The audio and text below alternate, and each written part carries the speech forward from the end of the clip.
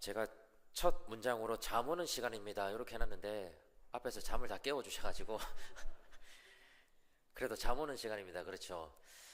제가 주일 오후 예배 시간을 좀 어떻게 활용을 할까 나름대로 고민을 계속 해왔습니다.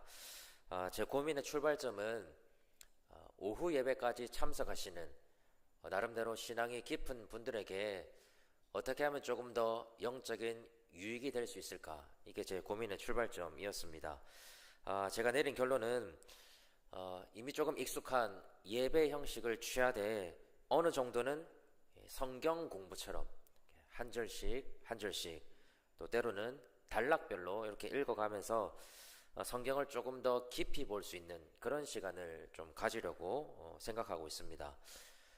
요즘 너무 바쁜 시대라서 주중에 따로 모여서 성경을 공부하는 것도 쉽지가 않고, 딱 성경 공부라고 정해두면 또 나는 공부는 못한다 이렇게 거리를 두는 분들도 계십니다. 그래서 제가 완전히 성경 공부 형식도 아니고 완전히 설교 형식은 아니지만 딱 그 중간쯤에서 성경을 차근차근 읽고 또 배울 수 있도록 준비를 해보려고 합니다.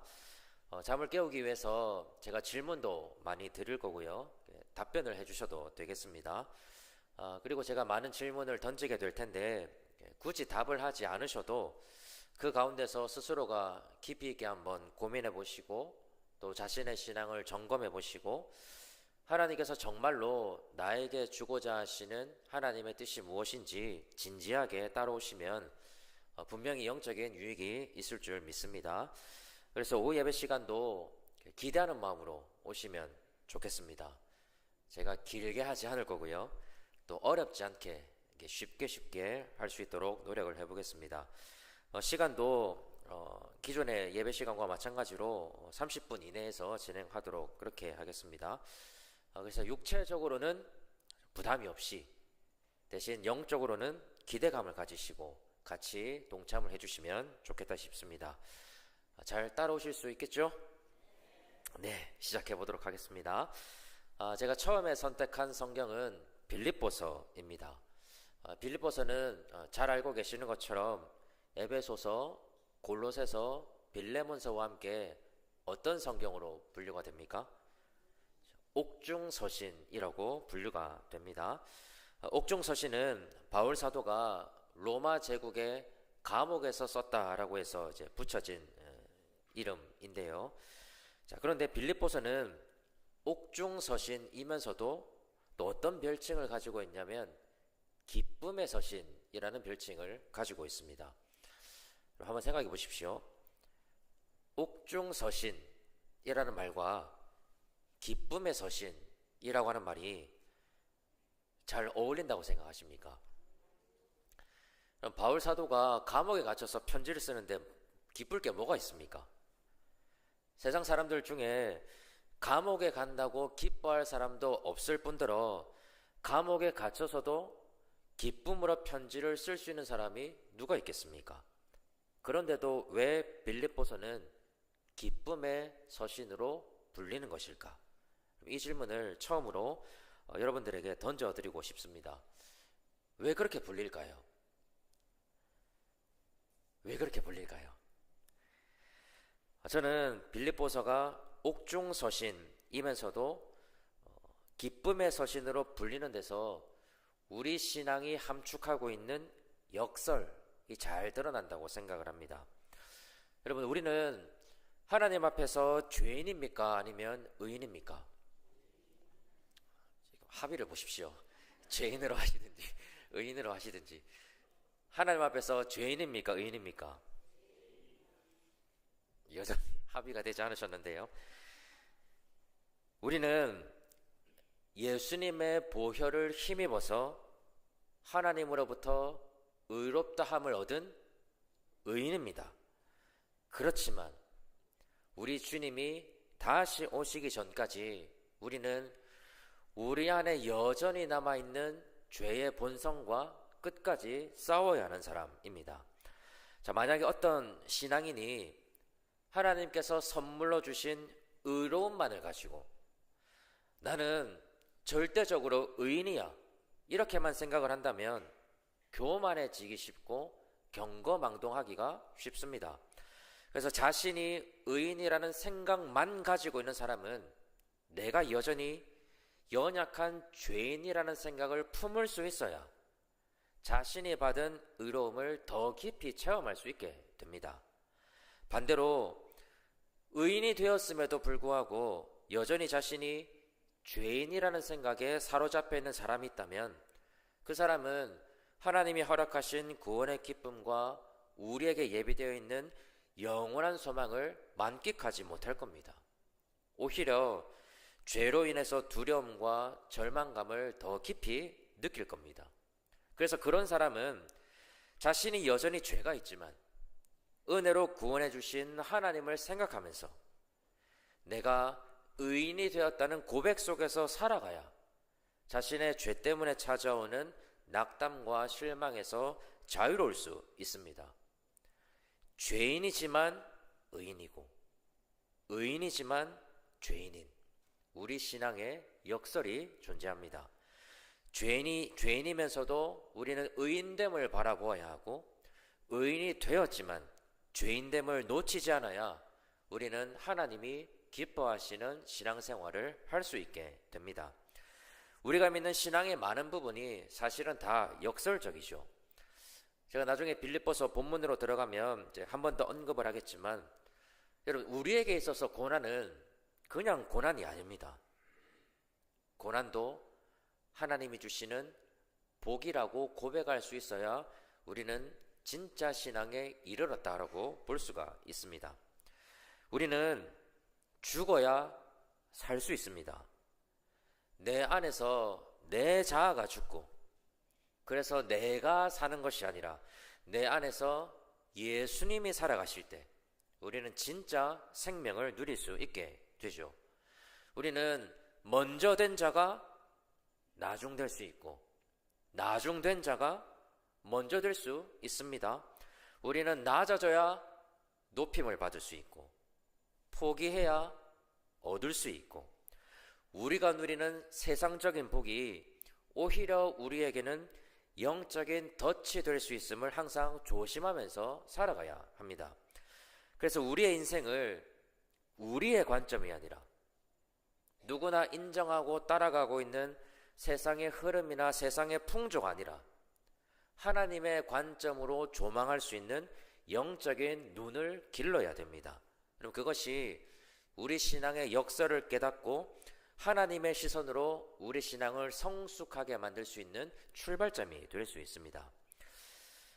바울 사도가 옥중에 갇혀 있으면서도 기뻐할 수 있었던 이유는 구체적인 것은 제가 본문으로 들어가면 설명을 드리겠지만 큰 맥락에서 보면 자신에게 임한 고난과 어려움에 함몰되지 않고 그 어려움과 눈물을 하나님의 관점으로 해석할 수 있는 신앙의 성숙함이 있었다는 반증입니다.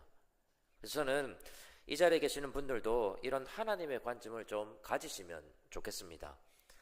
여러분 생물학 박사이시면서 세계적인 석학이기도 하신 최재천 교수님이 계십니다.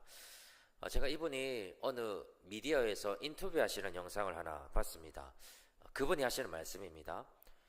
보통 생물학자들은 신앙을 가지기가 어렵다고 합니다.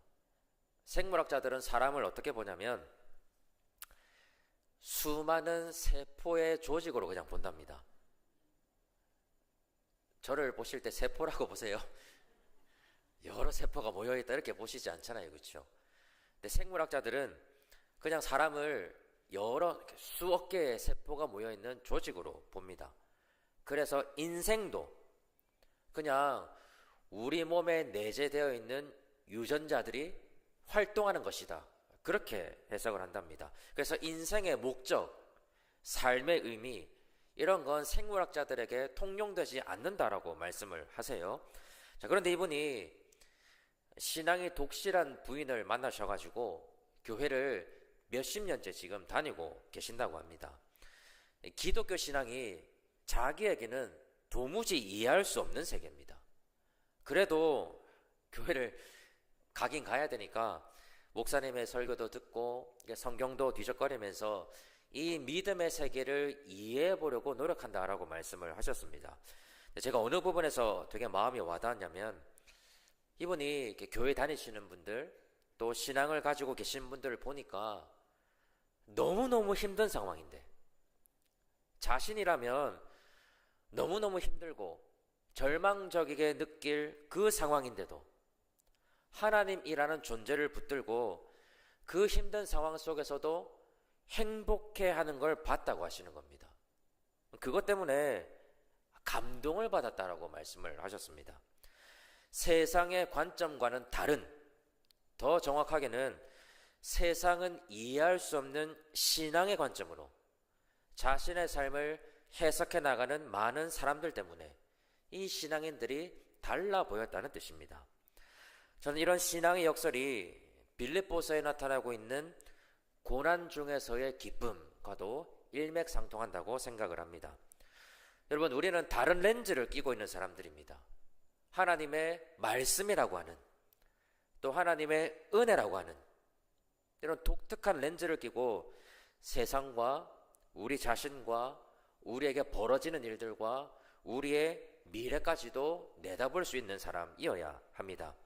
저는 빌립보서를 함께 이제 공부해 나가면서 이 자리에 계시는 모든 분들이 이런 영적인 시야가 넓어지시는 그런 은혜의 시간이 되시면 좋겠습니다. 그런 의미에서 빌립보서를 읽어감에 있어서 우리가 중요하게 염두에 두어야 할 것은 세상의 시선이 아니라 하나님의 시선을 가지는 것, 인간의 관점이 아니라 하나님의 관점을 가지고 나의 삶을 해석할 수 있는 것, 바로 거기에 있다는 것을 우리가 꼭 기억하시면 좋겠습니다. 자, 또 한 가지, 이제 빌립보서를 시작하기 전에 우리가 하나 짚고 넘어가야 할 것이 있습니다. 여러분, 성경은 책입니다. 그렇죠? 성경은 글이고, 그래서 글을 쓴 사람이 있고 글의 대상이 되는 존재가 분명히 있습니다. 자, 빌립보서를 예로 들면, 물론 우리는 하나님께서 모든 성경의 저자라고 고백을 합니다. 그래서 빌립보서의 원저자는 누구십니까? 하나님이시지만 하나님께서는 바울 사도라고 하는 사람, 바울 사도의 상황, 바울 사도가 쓰는 언어, 바울 사도의 모든 것을 활용해서 빌립보서를 쓰셨습니다. 자, 그래서 빌립보서의 저자는 바울 사도이기도 하죠. 동시에 빌립보라는 지역에 세워진 교회, 거기에 모여있는 사람들이 이 편지를 받는 대상입니다. 그리고 이 편지는 1세기라고 하는, 지금과는 판이하게 다른 상황 속에서 쓰여졌습니다. 뿐만 아니라 당시의 편지를 쓰는 방식, 어떤 문장을 표현하는 방법, 이런 여러 가지 문화적인 배경 아래에서 빌립보서가 쓰였습니다. 그래서 여러분, 성경을 읽을 때 우리가 제일 우선해서 이렇게 던져야 될 질문이 뭐냐면, 하나님께서 또는 저자가 지금의 나 말고 당시의 독자들에게 하고 싶었던, 전하고 싶었던 메시지는 무엇일까? 여러분, 이게 성경 해석의 첫 번째 질문이 되어야 됩니다. 이게 왜 중요하냐면, 제가 방금 드린 이런 질문을 거치지 않고 이 말씀이 무엇을 의미하는지 곧바로 우리에게 적용을 하면 성경을 해석해 나가는 과정 속에서 왜곡이 일어나기 시작합니다. 여러분, 성경 한번 찾아보실까요? 빌립보서 4장 13절 한번 보겠습니다. 빌립보서 4장 13절, 다 찾으셨으면 우리 같이 한번 읽어보겠습니다. 시작.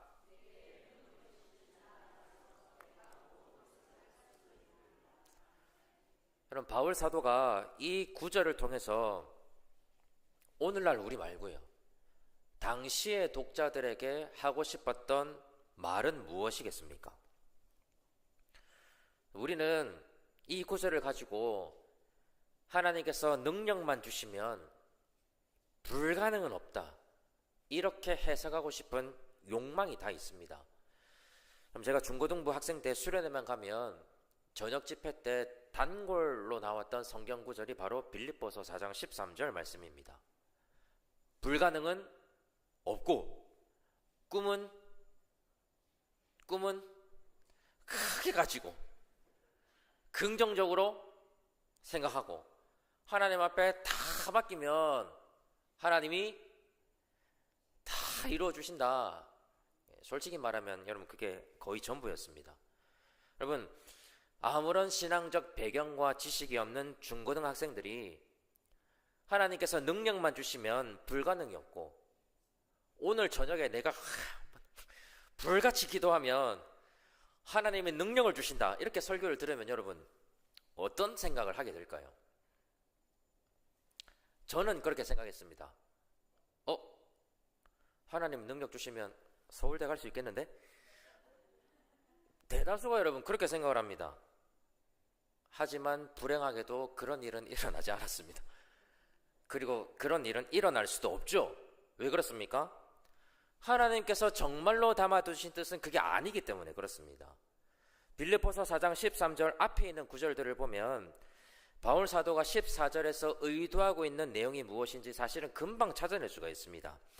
자, 우리 빌립보서 4장 11절과 12절 한번 보실까요? 우리 11절과 12절 우리 같이 한번 읽어보겠습니다. 시작.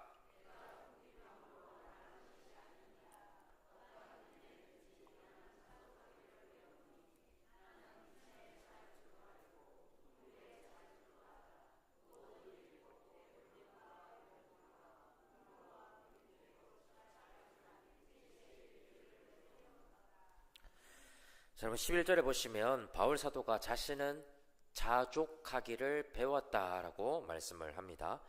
자, 12절로 넘어가면 바울 사도는 비천하게도 살아봤고 풍부하게도 살아봤고 배불러도 배가 고파도 어떻게 삶을 헤쳐나가야 할지 체득했다라고 지금 말씀을 하죠. 따라서 13절에서 담아내고자 하는 진짜 내용은 하나님이 주시는 영적인 능력을 통해서 나는 어떤 상황에 처하든지 자족할 수 있다, 만족할 수 있다라고 하는 뜻입니다. 하나님은 불가능이 없다 그런 뜻이 아니라 하나님께서 나에게 자족할 수 있도록 능력을 베풀어 주신다는 뜻입니다. 바울 사도는 지금 자신을 위해서 헌금을 모아서 보내준 빌립보 교회 성도들에게 나는 하나님이 능력을 주시기 때문에 어떤 상황에 처하든 만족할 수 있다. 하지만 너희가 나를 위해서 보내어준 그 헌금에 내가 감사한다. 그런데 여러분 18절을 보시면 나는 그렇게 하지 않아도 나는 모든 것이 있고 19절도 보시면 그런 나의 하나님이 오히려 너희의 쓸 것을 채우기를 원한다라고 바울 사도가 말을 하고 있습니다. 여러분 제가 설교를 준비하면서 제일 두려운 게 뭔지 아십니까? 제가 뭐가 제일 두려울까요?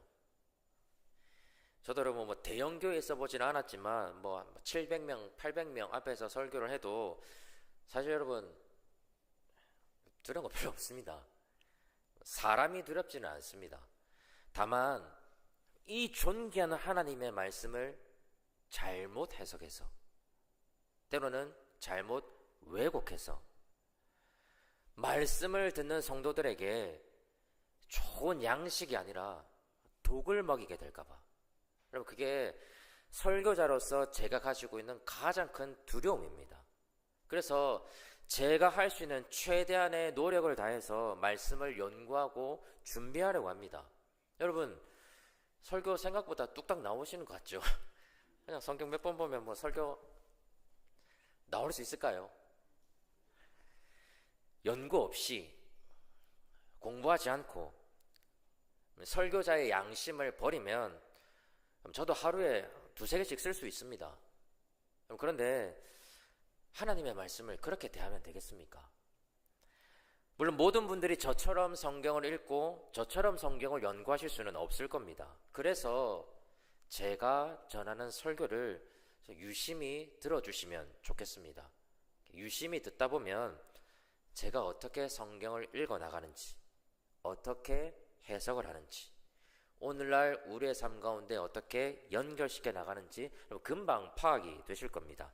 그렇게 조금씩 성경을 보다 깊은 방식으로, 제대로 된 방식으로 읽어 나가야만 우리의 신앙이 성장하되 정도를 걸으면서 성장할 수 있게 됩니다. 아무리 높은 집을 쌓아 올리면 뭐 하겠습니까? 그 토대가 반석이냐 아니면 모래냐, 그 차이에 따라서 미천이 금방 드러나기 마련입니다. 그래서 저는 목사로 부르심을 받은 후에 오랫동안 다짐해 온 게 하나 있습니다. 여러분, 제가 목사로서 뭔가 대단한 걸 할 수 있는 사람이면 좋겠는데, 그래서 막 치유의 은사도 있고 많은 은사가 있으면 좋겠는데 참 그런 사람이 아닙니다. 못하는 게 더 많습니다. 찬송도 잘 못 부르죠. 이벤트나 행사도 좀 잘 못합니다. 제가 못하는 건 잘하시는 분들이 좀 잘 메워주십시오. 대신에 저는 매주 성실하게 하나님의 말씀을 잘 준비하는 거, 그럼 그거 하나만큼은 정말 제 목숨을 걸 수 있습니다. 여러분들이 하나님을 더 많이 알아가고 하나님과 더 가까워지고 하나님과 더 깊이 동행할 수 있도록 저는 매주마다 말씀을 통해서 최선을 다하려고 합니다. 그래서 여러분, 우리 교회가 정말 다른 건 몰라도 말씀 하나만큼은 하나님 앞에서 든든하게 세워지는 그런 교회로 자라갈 수 있기를 간절히 바랍니다. 우리 다른 것도 언급할 게 좀 많은데 우리 시간이 이렇게 많지 않아서 우리 좀 짧지만 우리 오늘 1절과 2절 간단하게 한번 살펴보도록 하겠습니다. 자, 우리 1절과 2절 말씀, 빌립보서 1장 1절과 2절 말씀 우리 같이 한번 읽어보겠습니다. 1절과 2절입니다. 시작.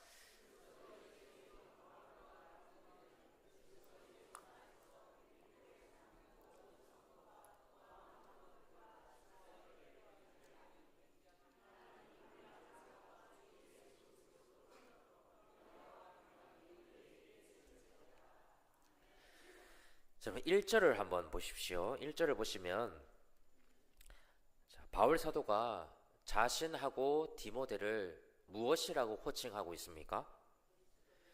그리스도 예수의 종이다 라고 지금 부르고 있습니다. 바울 사도가 살았던 1세기 당시에 로마 제국에서 노예를 소유하는 것은 합법이었습니다. 연구 결과를 보면 1세기 당시에 로마 인구의 적어도 3분의 1이 노예였다라는 연구 결과도 있고요. 빌립보 도시로만 한정을 지어도 전체 도시의 인구 중에서 5분의 1은 노예였다라고 연구 결과가 나와 있습니다. 그래서 바울 사도는 당시의 사람들에게 굉장히 익숙한 노예라는 표현을 통해서 자신의 정체성이 어디에 있는지를 지금 분명하게 밝혀주고 있는 겁니다. 빌립보서에서 가장 중요한 구절 중에 하나가 2장 7절인데요. 우리 2장 7절도 한번 찾아보실까요? 한 장만 넘기시면 됩니다. 2장 7절 우리 같이 한번 읽어보겠습니다. 시작.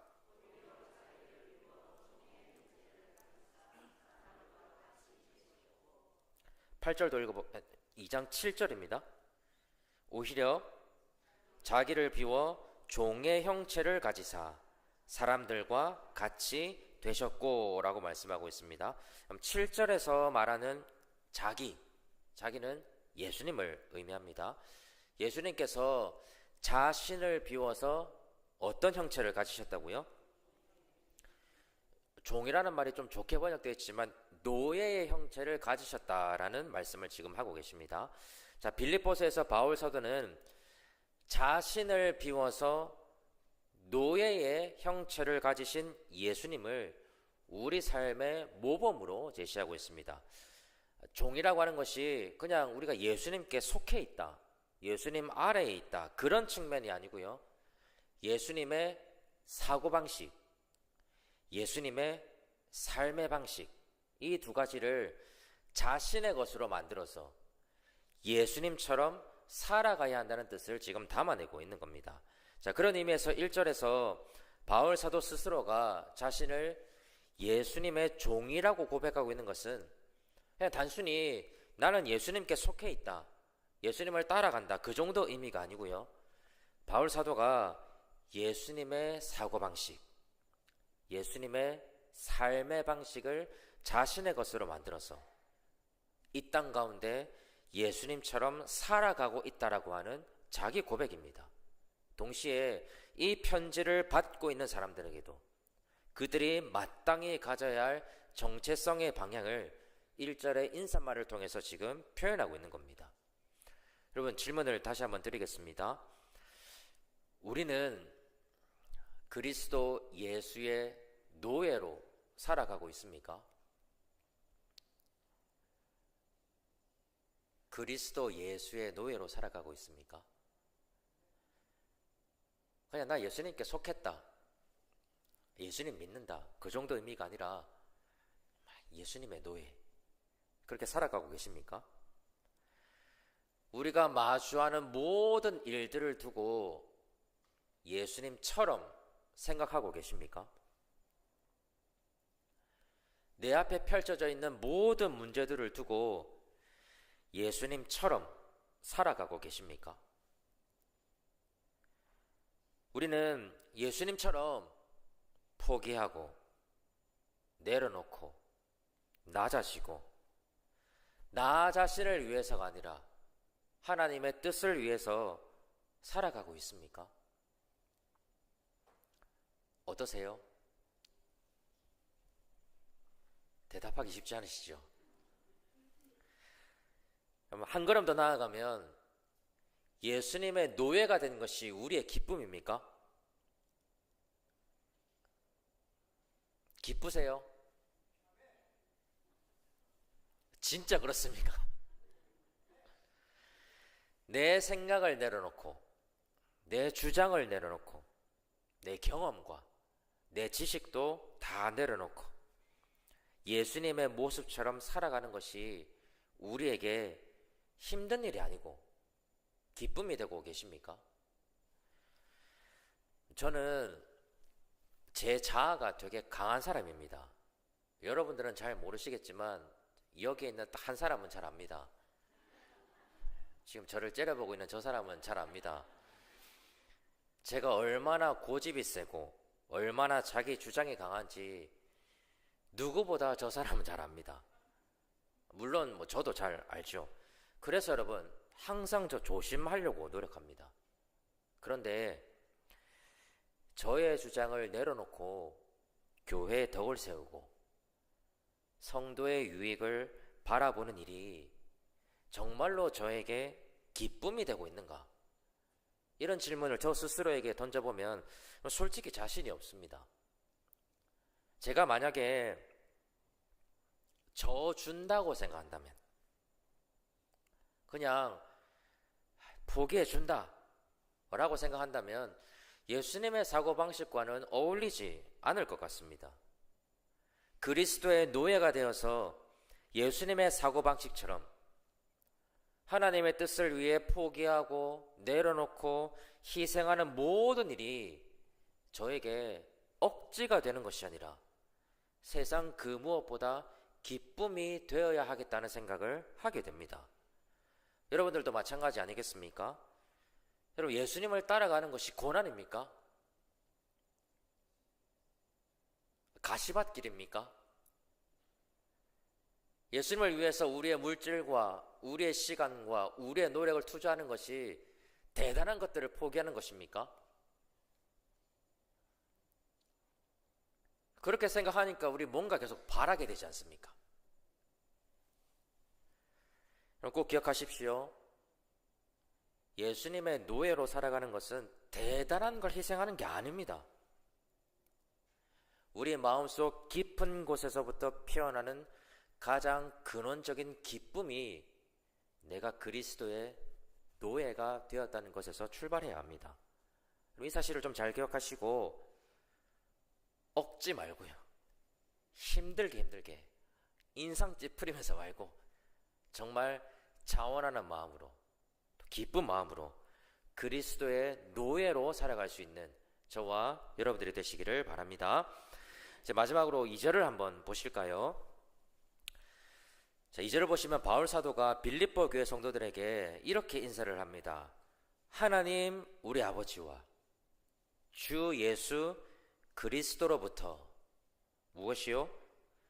은혜와 평강이 너희에게 있을지어다. 그럼 저는 2절의 말씀이 2026년 우리 교회 가운데 또 저와 여러분의 삶 가운데 충만하기를 기대해 봅니다. 우리 교회 여러분 무엇이 필요하겠습니까? 뭐가 필요할까요? 이제 담임 목사들 왔으니까 이제 또 뭐가 필요할까요? 뭐가 필요하겠습니까? 그쵸? 여러분 이제 망설이시면 안 됩니다. 우리 교회 뭐가 진짜 필요하지? 이렇게 생각하시면 안 되고, 우리 교회 뭐가 필요할까라고 딱 질문을 받으시면 뭐가 필요한 겁니까? 은혜와 평강이 필요하겠죠. 우리 교회 다른 게 필요한 게 아니라, 그리고 다른 누구로부터 오는 게 아니라 하나님과 예수님으로부터 흘러나오는 은혜와 평강. 여러분 그게 우리 교회에 가득하면 얼마나 좋겠습니까? 그것만 있다면 여러분 우리 교회가 하나님 안에서 더욱더 굳건하게 세워질 줄 믿습니다. 그래서 2절의 말씀으로 여러분들을 축복하고 말씀을 맺으려고 합니다.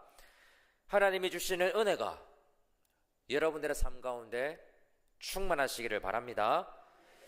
예수님이 주시는 평강이 우리 교회 가운데 풍성하기를 간절히 바랍니다. 2026년 저와 여러분의 삶 가운데 그리고 우리 교회 가운데 하나님께서 은혜와 평강을 충만하게 부어주셔서 우리 교회 안에 영적인 회복과 연합의 열매를 풍성히 거둬들이는 그런 우리 교회가 될 수 있기를 주님의 이름으로 간절히 축복합니다. 찬송가